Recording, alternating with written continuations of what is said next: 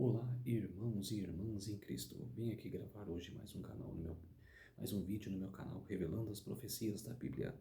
E no vídeo de hoje é a segunda lição da Escola Sabatina. A lição de hoje é a questão central: amor ou egoísmo? Tem muitas pessoas que são egoístas de coração, que só pensam nelas, não têm o amor ao próximo,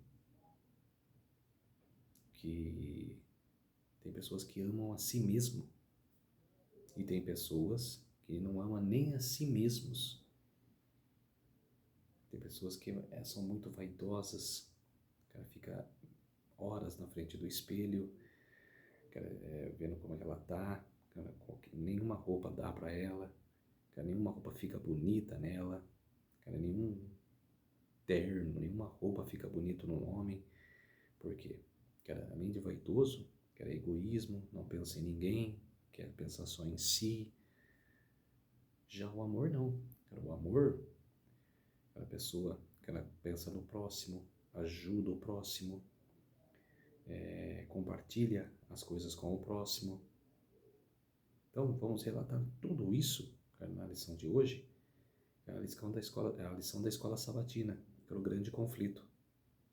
Mas antes de falar sobre essa lição, vamos orar para fortalecer a nossa fé. Querido Deus e Pai, muito obrigado por esses minutos e segundos que eu estarei contigo, Senhor, para que eu possa falar para o povo do Senhor, meu Pai. Todos nós somos filhos de Deus.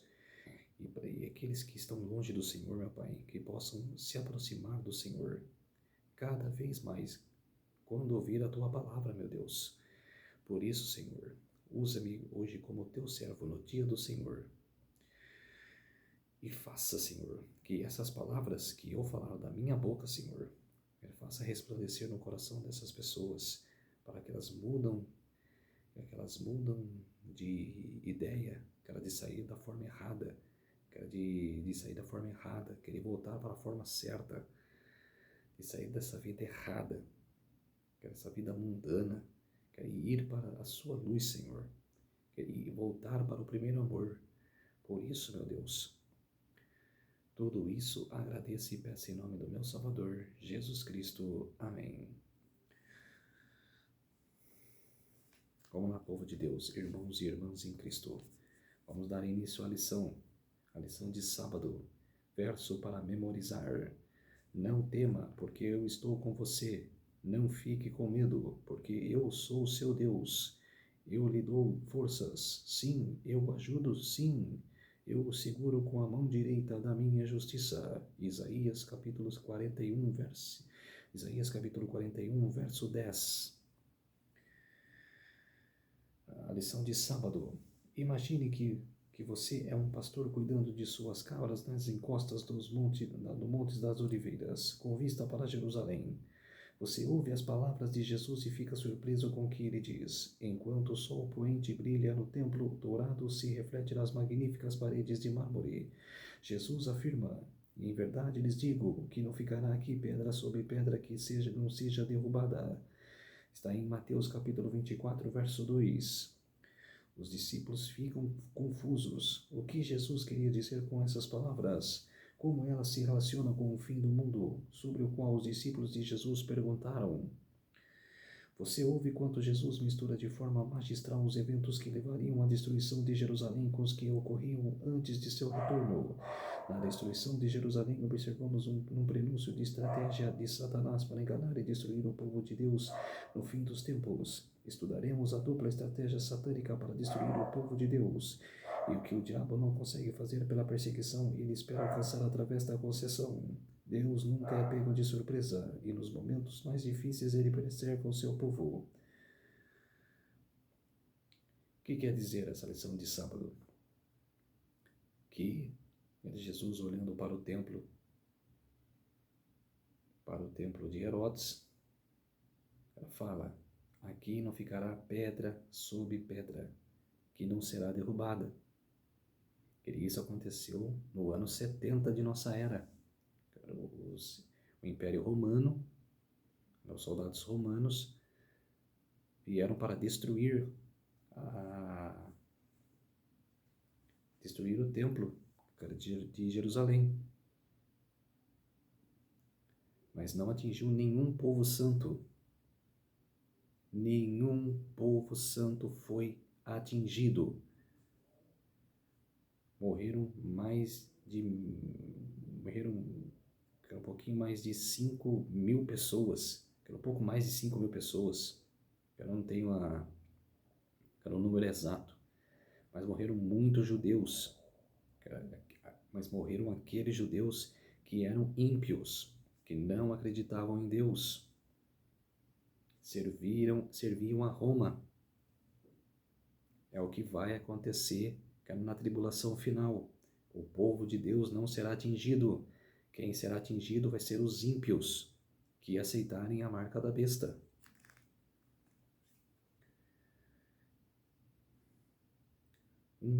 A lição de domingo. Um Salvador de coração quebrantado. Olhando para Jerusalém, Jesus ficou com o coração quebrantado. João escreveu: veio para o que era seu, e os seus não o receberam. Está em João capítulo 1, versículo 11. Jesus fez tudo o que propõe para salvar o seu povo da destruição iminente de sua amada cidade. O amor de Jesus por seu povo é infinito. Ele repetidamente apelou para que se arrependesse e aceitasse seu gracioso convite de misericórdia.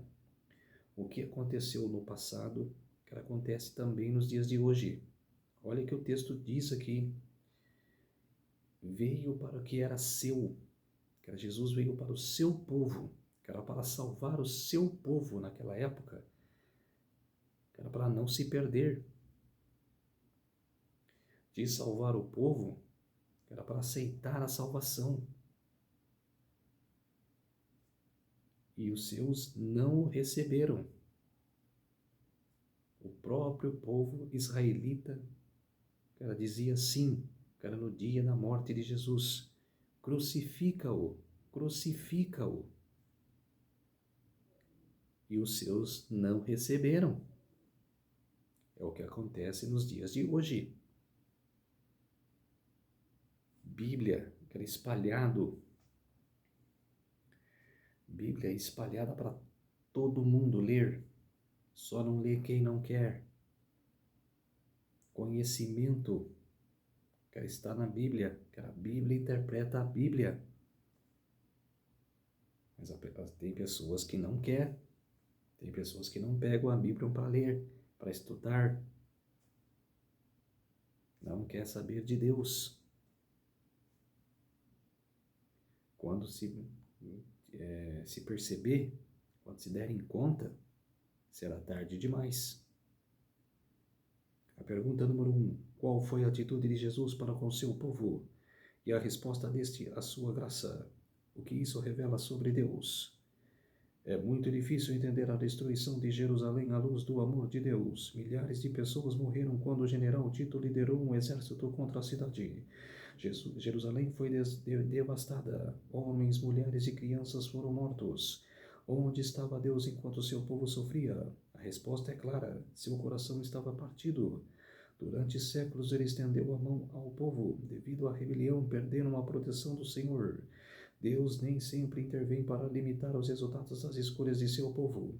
Ele permite que as consequências naturais da rebelião se desenvolvam.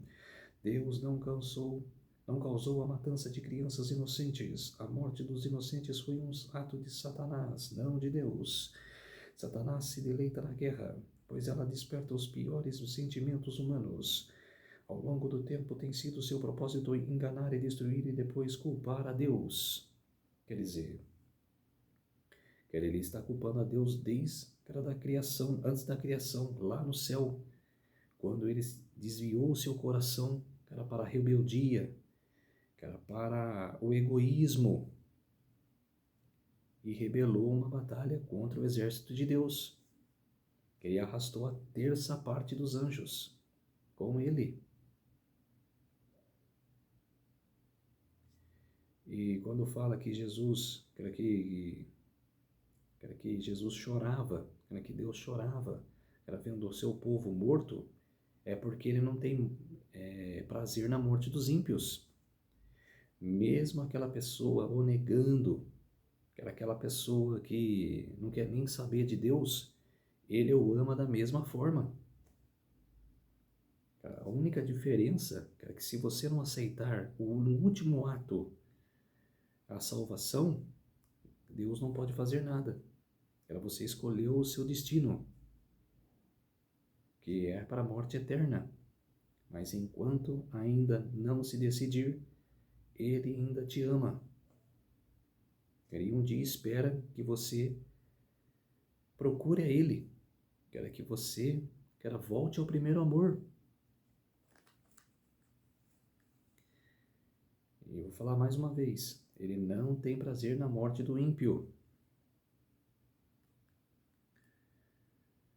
A pergunta número 2. Que instrução Jesus deu ao seu povo para salvá-lo da vindoura destruição de Jerusalém? A maioria dos cristãos que viviam em Jerusalém em 70 depois de Cristo era de origem judaica. Deus desejava preservar as pessoas. Por isso, ele deu as instruções de que quando os exércitos romanos se aproximassem, eles deveriam fugir da cidade. Foi isso que Jesus falou naquele dia, que não ficaria pedra sobre pedra para os discípulos. E falou: se tiver que fugirem para as montanhas, fujam. Se tiver que fugir fora da cidade, fujam para o outro lado.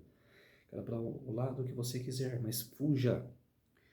Fuja daquela situação. E o povo de Deus fugiu. Que seguiram as instruções de Jesus, fugiu. Mas o que não seguiram, que não aceitavam Jesus, ficou e morreu.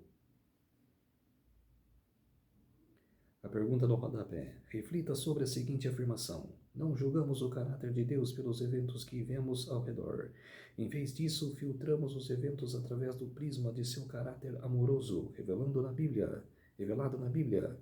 Porque esse é um bom conselho. É um bom conselho porque você tem que estudar as profecias. Você tem que se aprofundar nos estudos. É maravilhoso você estudar as profecias. Você estudar o que vai acontecer nos eventos finais. Muitas pessoas perecerão por falta de conhecimento. Quando chegar a tribulação, que é o decreto dominical, muitas pessoas vão sofrer por falta de conhecimento.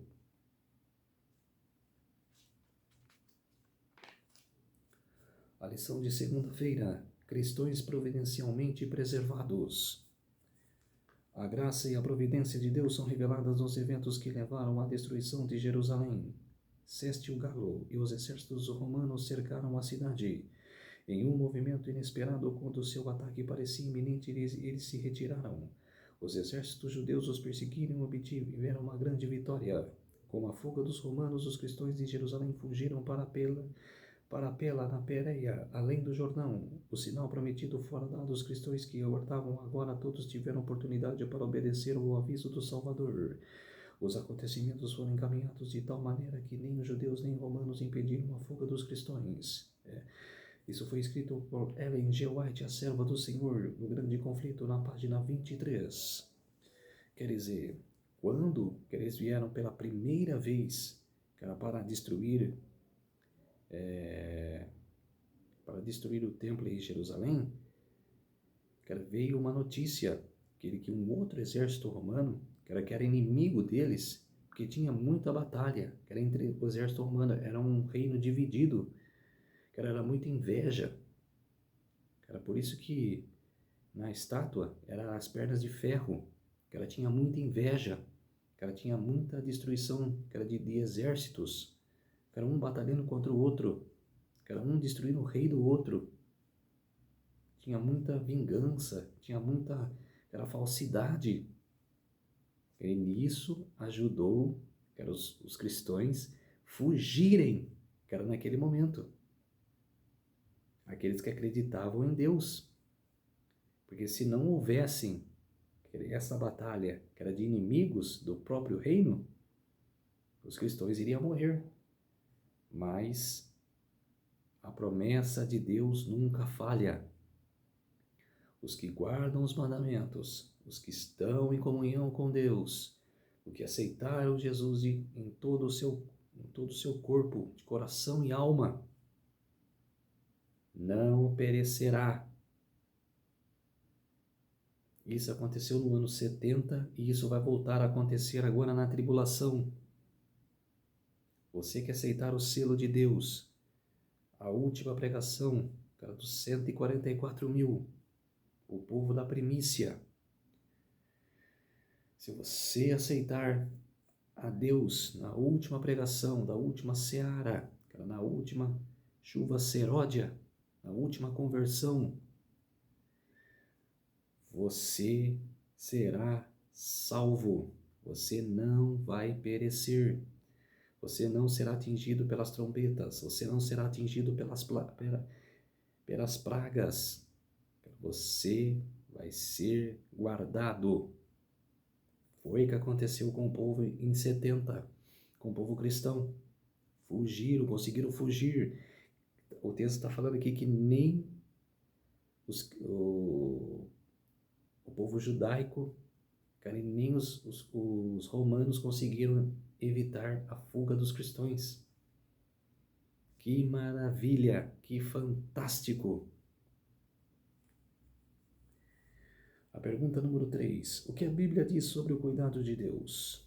Deus é soberano sobre os eventos na terra para o cumprimento de seus propósitos.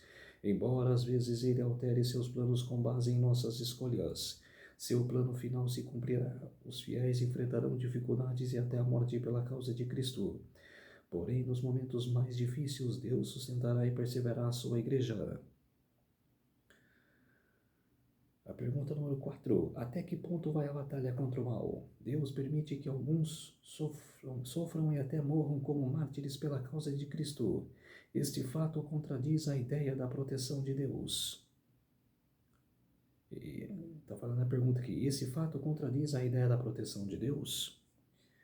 Os esforços de Satanás para destruir a igreja de Cristo pela violência foram em vão. O grande conflito em que os discípulos de Jesus rendiam a vida e não cessava quando os fiéis líderes tombavam em seus postos. Com a derrota venciam, os obreiros de Deus eram mortos, mas a sua obra ia avante com firmeza. Quem escreveu isso foi a serva do Senhor Ellen G. White no Grande Conflito, página 32. Se você tiver o livro Grande Conflito, dá uma pesquisada lá. É muito maravilhoso esse livro, O Grande Conflito. Ou também A Grande Controvérsia, que são os mesmos livros. Eu tenho aqui A Grande Controvérsia, que é a mesma coisa do Grande Conflito. A lição de terça-feira: fiéis em meio à perseguição.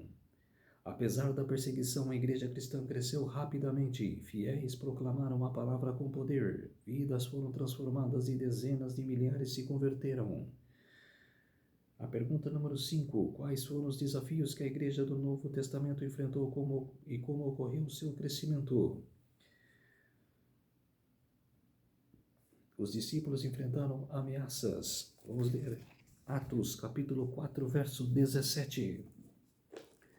Vamos abrir lá no Novo Testamento. Atos.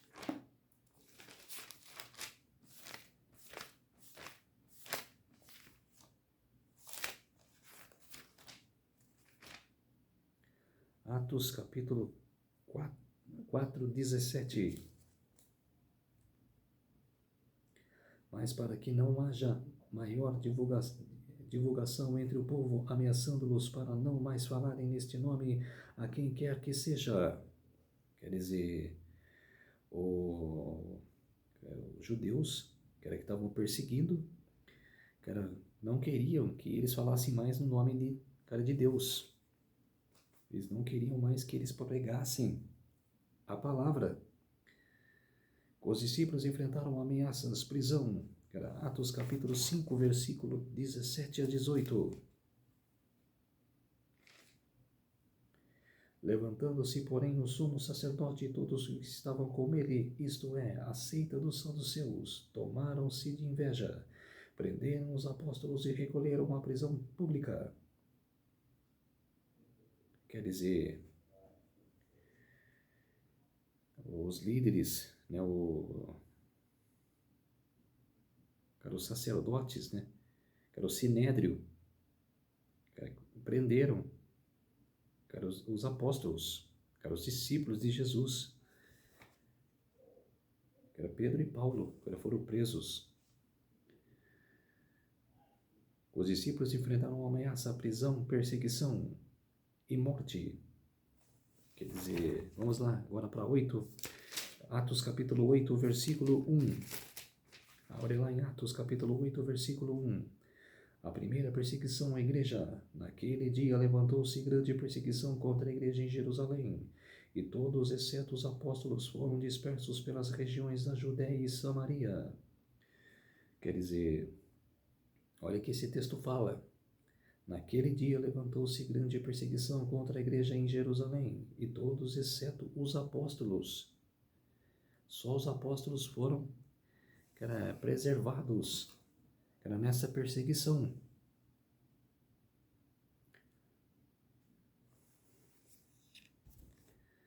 Vamos voltar lá para o capítulo 7. Agora, os versículos 59. Atos 7, 59.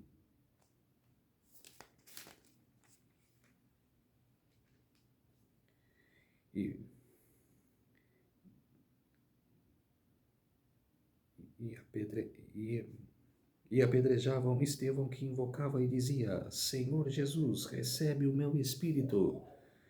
Quer dizer, era a oração de Estevão, aquela que mataram, era o povo do Sinédrio, que matou Estevão. Agora o capítulo 12, versículo 2. Fazendo passar a fio de espada a Tiago, irmão de João, vendo que seria isto agradável. Fazendo passar a fio de espada a Tiago, irmão de João. Quer dizer, mataram os discípulos, a morte dos discípulos. Olha o que fala aqui, ó. Contudo, corajosamente proclamaram a Cristo ressuscitado. E as igrejas se multiplicaram na Judéia, Galiléia e Samaria. Atos capítulo 9, versículo 31. Vamos lá, voltar para Atos capítulo 9 e o versículo 31. A igreja, na verdade, tinha paz por toda a Judéia, Galiléia e Samaria, edificando-se e caminhando no temor do Senhor e no conforto do Espírito Santo crescia em número. Quer dizer, amém, que o povo vivia em paz, né, nesse tempo. Depois de perseguições e mortes, teve um tempo que o povo vivia em paz. O inferno foi abalado, as amarras satânicas foram desfeitas, a superstição desmoronou-se diante do poder de Cristo ressuscitado. O Evangelho triunfou diante da probabilidade desanimadoras. Os discípulos já não se acordavam no cenáculo. O medo foi embora como uma sombra que se desvancia. Um vislumbre do Senhor ressuscitado mudou a vida dos discípulos. Jesus lhes deu a razão para viver. O Senhor não só lhes deu a grande comissão. Marcos capítulo 16, verso 15. Vamos lá para abrir para Marcos. Continuando no Novo Testamento.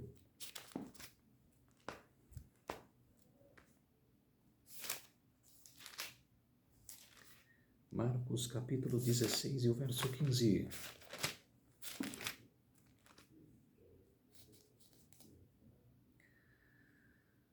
E disse-lhes: Ide por todo o mundo e pregai o evangelho a toda criatura. Quem crer e for batizado será salvo. Quem não crer será condenado. Quer dizer, até nos dias de hoje, quem crer será salvo, quem não crer será condenado. Vale para os dias de hoje. Mas também a grande promessa: vocês receberão poder ao descer sobre vocês o Espírito Santo, e serão minhas testemunhas tanto em Jerusalém, como em toda a Judéia e Samaria, até os confins da terra. Atos capítulo 1, verso 8. Vamos lá para Atos capítulo 1, verso 8.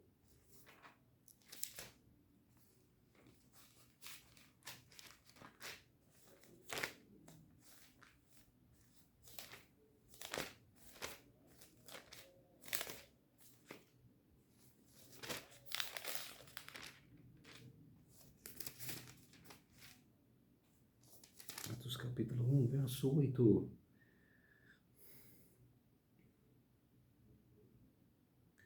Mas recebereis poder ao descer sobre vós o Espírito Santo, e serei minhas testemunhas, tanto em Jerusalém como em toda a Judéia e Samaria, até os confins da terra. O Evangelho alcançou os cânticos remotos da terra. Embora pregaram a tocha da verdade, Plínio, o moço governador da Britínia, na costa norte da atual Turquia, escreveu ao imperador Trajano por volta de 110 d.C. Sua declaração é significativa porque foi feita quase 80 anos após a cruz. Plínio falou dos julgamentos que conduzia para encontrar e executar cristãos. Muitas pessoas de todas as idades e classes de ambos os sexos estão sendo colocados em perigo pela acusação, e isso vai continuar. Com o contágio dessa superstição, o cristianismo se espalhou não apenas nas cidades, mas também nas aldeias e distritos rurais. Isso aqui foi escrito por Henry Patterson, Documentos of the Christian Church, Nova York, Oxford, Universidade de Press, em 2011, página 4. Pergunta no rodapé: O que a igreja no fim dos tempos pode aprender com a igreja primitiva? Aprender a resistir, que é nessa hora que será provado, que é na tribulação será provado se você é fiel a Deus ou não. Agora é fácil para falar: eu sou cristão, eu vou à igreja, eu amo a Deus. Quero você amar a Deus no momento da tribulação. Se você não vai perecer, se você não vai fugir, se você vai mudar a sua fé. Isso que eu quero ver. Isso que eu quero presenciar. Quero que Deus me dê vida até naquele dia, até nos dias da tribulação, no tempo de Deus. Quero que eu possa ver aquelas pessoas sendo provadas, se vão manter a fé ou não. É nessa hora que Deus quer provar a sua fé. Foi o que aconteceu com a igreja primitiva. Manteram-se até o final com fé. Morreram na boca de leões, morreram crucificados, jogados na água se afogando, de todo tipo que você imagina, eles foram os mortos, os cristãos. Manteram-se firme até o final. Lição de quarta-feira: cuidando da comunidade. A igreja cristã primitiva cresceu não apenas porque os seus membros pregavam o evangelho, mas porque viviam o evangelho. Os crentes seguiam o modelo do ministério de Cristo, que percorria toda a Galileia, ensinando nas sinagogas, pregando o evangelho do reino e curando todo tipo de doenças e enfermidades entre o povo. Mateus capítulo 4, verso 23. Vamos ler Mateus capítulo 4 e o verso 23.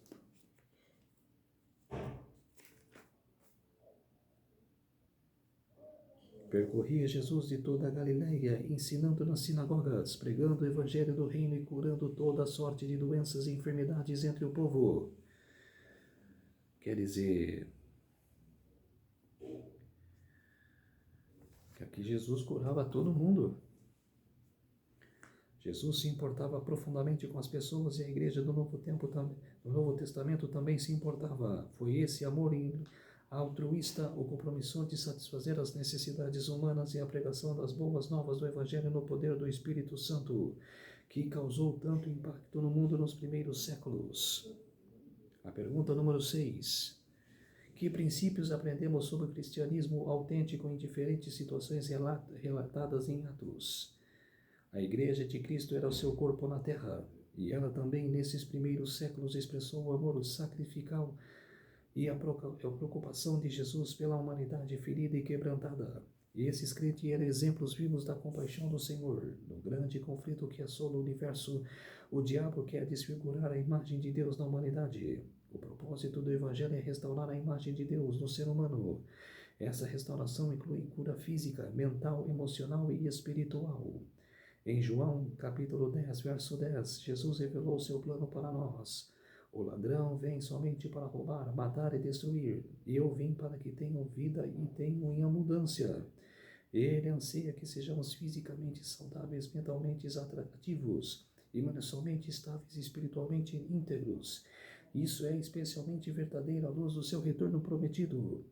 Este mundo enfrenta uma crise. As predições de Jesus antevêm condições catastróficas de seu antes de seu retorno. Mateus capítulo 24 e Lucas capítulo 21. Quando Cristo nos toca com sua graça curadora em si, ansiamos tocar os outros com o toque curador de Cristo. Jesus nos envia como embaixadores dele para tocar com seu amor um mundo quebrantado. O cristianismo do Novo Testamento caracterizava-se pelo amor de uns pelos outros e por suas comunidades. A pergunta no rodapé: o que devemos fazer para provar que essas acusações de Satanás contra Deus são falsas? Porque ele quer provar para o povo que Deus é tirano, que Deus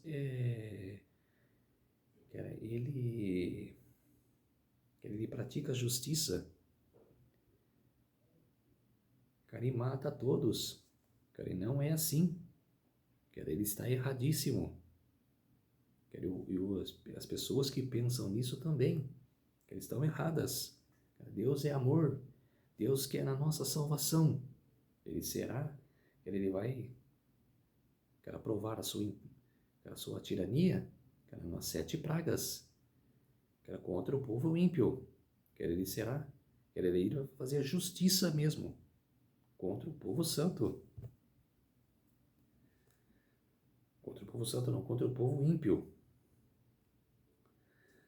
Lição de quinta-feira, um legado de amor. A pergunta número 7. À luz do desafio de Satanás contra o governo de Deus, o que João revela? O que ele diz sobre a essência do cristianismo? O amor era a norma das comunidades cristãs dos primeiros séculos. Tertuliano afirmou: são principalmente os feitos de um amor tão nobre que levam muitos a colocar uma marca sobre nós. Uma das maiores revelações do amor de Deus aconteceu quando 2 pandemias, a peste antoniana, cerca de 160 d.C., e a peste de Cipriano, 260 d.C., devastaram o mundo. Os cristãos ministravam os doentes. Essas pragas matavam dezenas de milhares e deixavam aldeias e cidades inteiras com poucos habitantes. O ministério altruísta dos cristãos causou enorme impacto. Milhões de pessoas no Império Romano se tornaram crentes durante essas pandemias. O cuidado dos doentes e moribundos provocavam admiração por esses crentes e pelo Cristo que representavam. O livro The Rise of Christianity, de Rodney Stark, é uma narrativa histórica moderna que retrata esses eventos sob uma luz nova e melhorada. Nela, o autor descreve como, durante a segunda pandemia, toda a comunidade cristã, que ainda era judaico-cristã em sua maioria, tornou-se praticamente um exército de enfermeiros que proviam as necessidades básicas para a sobrevivência da comunidade sofredora. No auge da segunda pandemia, por volta de 260 d.C., em uma carta de Páscoa, Dionísio escreveu um longo tributo aos heróicos esforços de enfermagem dos cristãos locais, muitos dos quais perderam a vida enquanto cuidavam dos outros. A maioria de nossos irmãos cristãos mostrou amor e lealdade ilimitados. Sem se importar com o perigo, se encarregaram dos enfermos, atendendo a todas as suas necessidades e ministrando-lhes em Cristo. Com eles partiram desta vida serenos e felizes, pois foram infectados por outros com a doença, atraindo sobre si a enfermidade de seu próximo e aceitando alegremente suas dores. Rodney Stark, The Rise of Christianity, Princeton, Nova Jersey, Príncipe Universitário de Press, de 1996, página 82. A pergunta no rodapé: como aprender a morrer para o eu, para que manifestemos um espírito altruísta? Quer dizer, em 2 pandemias, no ano 160 e 260, povos cristãos cuidavam um dos outros, cuidavam do seu povo. Não importava quem, se era romano, se era grego, se era de outro país. Não. Cuidavam com amor. Cuidavam porque tinham prazer de cuidar, de ajudar. É isso que nós devemos fazer hoje. Não de afastarmos, mas sim de cuidarmos uns dos outros. Não faça para agradar a Deus. Faça de seu coração. Faça de sua vontade essa ação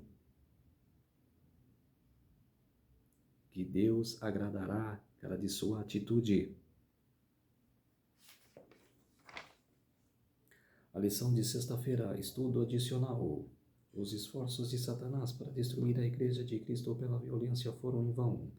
Com a derrota venciam, os obreiros de Deus eram mortos, mas a sua obra ia avante com firmeza.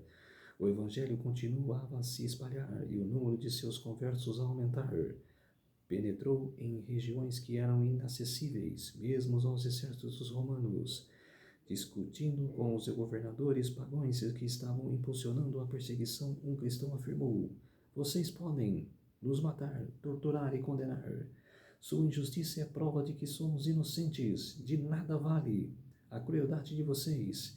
Isso era apenas um convite mais forte para conduzir outros à mesma convicção. Quanto mais somos ceifados por vocês, tanto mais crescemos em número. O sangue dos cristãos é semente." Isso foi escrito para a serva do Senhor Ellen G. White, O Grande Conflito, página 32. A misteriosa providência que permite aos justos sofrerem perseguições das mãos dos ímpios tem sido causa de grandes dúvidas a muitos que são fracos na fé. Alguns decidem até deixar de confiar em Deus, por ele permitir a prosperidade dos homens mais desprezíveis, enquanto os melhores e mais puros são afligidos e atormentados pelo cruel poder desses opressores. Pergunta-se como pode aquele que é justo e misericordioso e que tem o poder infinito tolerar tal injustiça e opressão. Essa é uma questão que não nos cabe responder. Deus deu suficientes evidências de seu amor, e não devemos duvidar de sua bondade por não compreendermos a atuação de sua providência. Está no livro Grande Conflito, página 36. Então, povo de Deus, irmãos e irmãs em Cristo, temos que ser amorosos uns com os outros. Devemos confiar em Deus. Só Deus a gente deve confiar. Só Deus nos dará proteção, nos dará amor, nos dará cuidado na providência final, na tribulação final. Seremos guardados por Deus. Aleluia! Seremos protegidos por Deus. Não seremos atingidos por 7 trombetas. Não seremos atingidos por as 7 pragas, porque a gente está em comunhão com Deus. É isso que você deve fazer, é estar em comunhão com Deus. Vamos orar para fortalecer cada vez mais a nossa fé.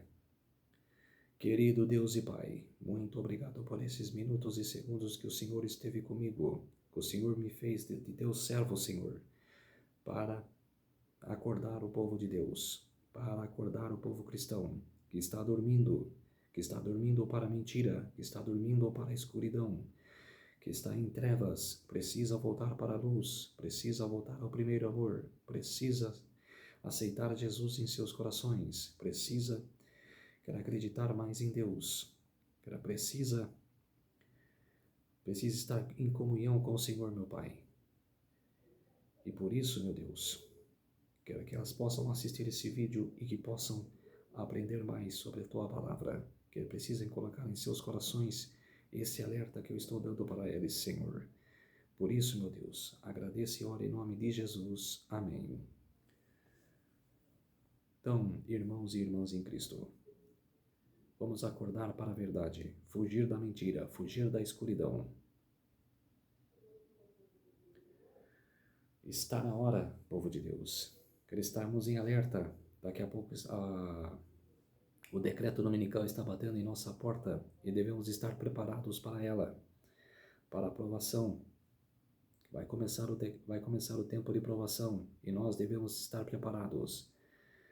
Eu peço para vocês para se inscreverem no meu canal, ativar o sininho de notificação, dar seu like e me ajudar aqui no YouTube. Um feliz sábado a todos e até o próximo. Tchau.